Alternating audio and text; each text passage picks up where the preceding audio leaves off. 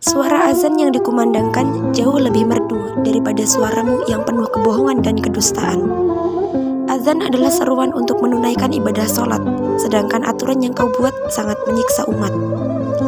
Jika kau merasa terganggu dengan suara azan, maka tutuplah telingamu. Jika masih terganggu, tulikanlah pendengaranmu.